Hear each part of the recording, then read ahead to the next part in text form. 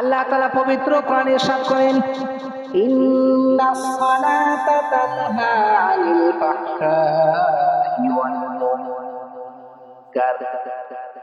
নিশ্চয় নামাজ মানুষকে মন্দ কাজ, খারাপ কাজ, অশ্লীল কাজ থেকে বিরত রাখে।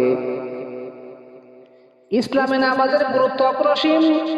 নামাজ ইসলামের দ্বিতীয় স্তম্ভ।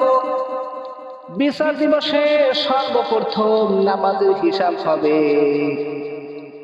নামাজ এমন এক ইবাদত যা সরাসরি মেরাজের রজনীতে মহান আল্লাহ ফরজ করেন। মহান আল্লাহ তাআলা বলেন, তোমরা আমাকে স্মরণ করো, তোমরা আমাকে স্মরণ করার জন্য নামাজ কায়েম করো। রাসূল পাক সাল্লাল্লাহু আলাইহি ওয়াসাল্লাম প্রতিকূল অবস্থার মুখোমুখি হলে নামাজে দাঁড়িয়ে যেতেন। পরিবার পরিজনকেও এই আয়াত তেলাওয়াত করে শোনাতেন এবং নামাজের আদেশ দিতেন। ওয়া'মুর আহলাকা বিস-সালাতি ওয়াসতাবির আলাইহা লা নাসআলুকা রিজকান নাহনু নারযুকুকা ওয়াল আকিবাতু লিত-তাকওয়া। আর তোমার পরিবার বর্গকে নামাজের আদেশ দাও ও তাতে অবিচল থাকো। আমি তোমার নিকট কোনো জীবনোপকরণ চাই না, তা আমি তোমাকে জীবনোপকরণ দেই এবং শুভ পরিমাণ তো মুত্তাকিদের জন্যই। হাদিস শরীফে রাসূল পাক সাল্লাল্লাহু আলাইহি ওয়াসাল্লাম বলেছেন, আউয়ালু মা ইউহাসাবু বিহিল আবদু ইয়াওমাল কিয়ামাতিস সালাহ। কিয়ামতের দিন সর্বপ্রথম বান্দার নামাজের হিসাব নেওয়া হবে। হযরত আবু হুরায়রা রাদিয়াল্লাহু তাআলা বলেন, সামি'তু রাসূলাল্লাহি সাল্লাল্লাহু আলাইহি ওয়াসাল্লাম ইয়াকুলু আরাআইতুম লাও আন্না নাহরান বিবাবি আহাদিকুম ইয়াগতাসিলু মিনহু কুল্লা ইয়াউমিন খামসা মাররাত হাল ইয়াবকা মিন দারনিহি শাই?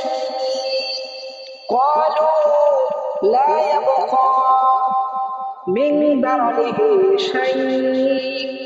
ক্বালা ফাযালিকা মাসালাস সালাওয়াতিল খামসি ইয়ামহুল্লাহু বিহিন্নাল খাতায়া।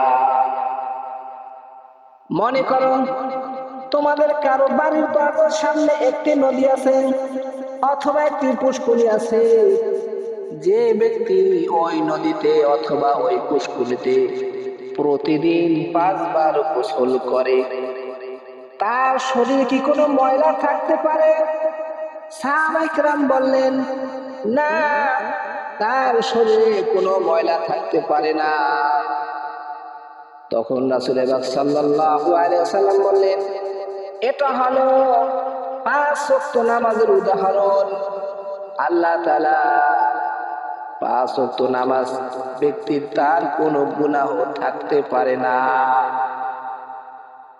মহানবী সাল্লাল্লাহু আলাইহি ওয়াসাল্লাম বলেন, কোন আল্লাহর বান্দা যদি 5 ওয়াক্ত নামাজ জামাতের সাথে আদায় করে, আল্লাহ তাআলা তাকে 5টি পুরস্কার দান করবেন।